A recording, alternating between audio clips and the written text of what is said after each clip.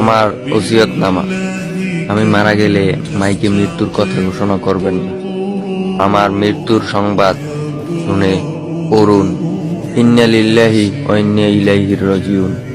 আর যখন শুনবেন আমি নাই, তখন সূরা ফাতিহা একবার, সূরা ইখলাস 3 বার পড়বেন।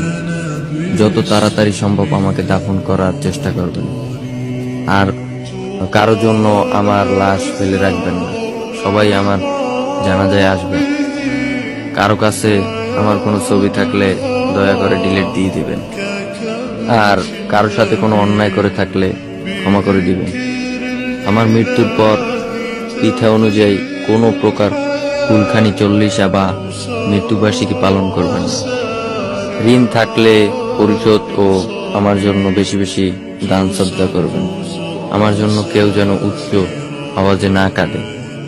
আর যখনই তুমি দোয়া করবে সেই দোয়ায় আমাকে শামিল করো। আমার মৃত্যুর পর যদি কখনো আমার প্রোফাইলে আসেন তাহলে আমার নাজাতের জন্য একটু দোয়া করবেন। অতঃপর আইডিতে ব্লক দিবেন, লাস্ট একটা মেসেজ দিবেন, আসসালামু আলাইকুম।